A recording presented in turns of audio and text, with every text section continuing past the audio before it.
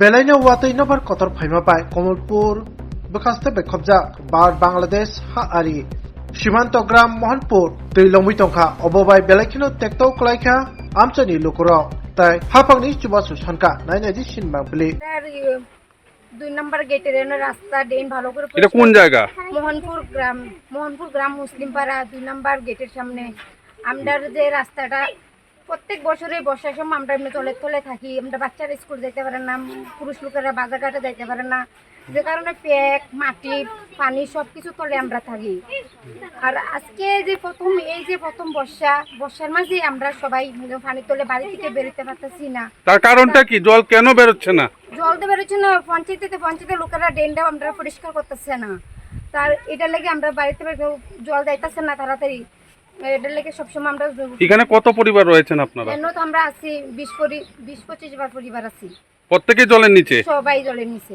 কতদিন থাকে এইভাবে জল? এইভাবে তো সারা বর্ষা সিজনই থাকবে এইভাবে। এই রাস্তাটা যে পানিটা খেলা যাওয়ার সময় আমরা বাড়ি উঠে সবাই বাড়িতে পানিটা মানে উঠে গিয়া।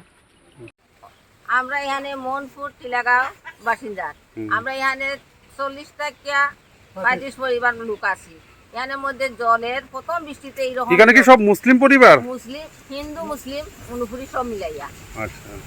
এরপরে এখানে মধ্যে আমরা কিভাবে জলে এই যে বাড়ি করে ঢুকছে, আমরা প্রথম বৃষ্টিতে পঞ্চায়েতে যদি ড্রেন দেওয়া হইতো বা প্রশাসন যদি আমরা দিকে নজর দিত, আজকে এইরকম আমরা জলে ঢুকতে পারি না। এখন যে জল হয়েছে এরপরে তো আমরা গরু ঢুকতে পাক করতে পারতাম না। আমরা খাওয়ার নাইলে ব্যবস্থা করো এখন। আর 2টা ছোট বাচ্চা আছে সিজারের। এই 2টা বাচ্চা এখন দাস্তভূমি চলছে এই নোংরা জলে। এই বাচ্চাগুলা লইয়া যে আমরা স্বাস্থ্য দপ্তরে যাইমু এটাও নাই। আমরা স্বাস্থ্য দপ্তরে গেছে আবেদন জানাইতে আছি।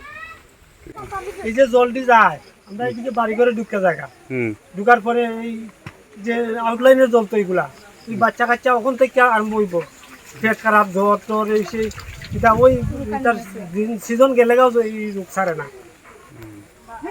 যে আউটলাইনের যতটা লাইন আছে আউটলাইনের জল সব এইদিকে আইয়ে আবার পরে এটি যাওয়ার রাস্তা নাই, কইরা দেওয়া হয়েছে না। এটা আসিল ওই সিপিএম এর আমলা আসলো রাস্তাঘাট জল যাইতো, অখন বৃষ্টি হইলে অখন গেল গা পরিষ্কার।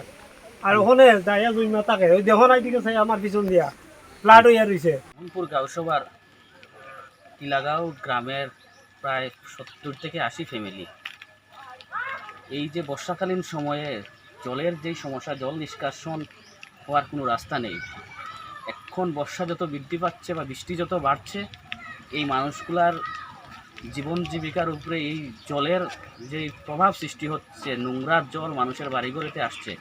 কিন্তু জল যে নিষ্কাশনের এই ব্যবস্থার জন্য রাজ্য সরকার, গ্রামের পঞ্চায়েত, এই ওয়ার্ডের মেম্বার কোনো ভূমিকা নেই। এখন যদি আবার এই বৃষ্টি আসছে, এই বৃষ্টি কিছুক্ষণ পরে এই এলাকার মানুষের বাড়িঘর জলে প্লাবিত হবে। তাই আশা রাখছি মহকুমা শাসকের নিকট, বিডিও সাহেবের নিকট, যাতে এই মোহনপুর গ্রাম পঞ্চায়েতের আওতায় টিলাগাঁও গ্রামবাসীর এই যে মহা সমস্যার মধ্যে তারা সম্মুখীন হচ্ছেন, এই সমস্যা নিরসনের জন্য স্থায়ী একটা ব্যবস্থা যাতে ওনারা প্রশাসনের উদ্যোগে অতি দ্রুত করেন, এটা আমি প্রশাসনের কাছে বিনম্রভাবে অনুরোধ করছি। আপনারা তাড়াতাড়ি অতি সত্বর এই মানুষগুলোর পাশে দাঁড়িয়ে এই মানুষগুলোর থেকে বিপদ থেকে কীভাবে উদ্ধার করা যায় তার জন্য দ্রুত আপনারা পরিকল্পনা করুন, কাজ করুন।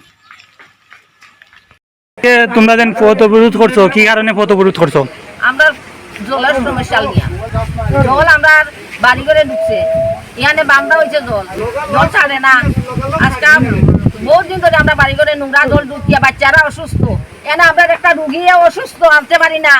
যে পারে প্রশাসন যদি নিয়ে তারে অসুস্থ ডাক্তারখানা নিতে পারে, যদি নেও আমরা এর লাগিয়া রাস্তা অবরোধ করছি। আমরা জল নিষ্কাশন হইলে আমরা রাস্তা ছাড়বো। এর আগ পর্যন্ত আমরা এখানে আজকে রাত পর্যন্ত থাকবো, না খাইয়া থাকবো। কালকা রাত কাতে আমরা খাইছি না, এখনো না খাইয়া থাকবো আমরা। তোমরা পঞ্চায়েতের কাছে জানানি হয়েছে নি? পঞ্চায়েত থেকে কি আশ্বাস পাইছো? পঞ্চায়েতে কইছে 4 তারিখের পরে দেখবো। 4 তারিখে কি আমরা না খাইয়া জলে ডুববে একজন পঞ্চায়েত মেম্বার আইছে, আইয়া হে পারছে না, তারা কথা শুনছে না। এখানে যে জল অবরোধ করছে তারা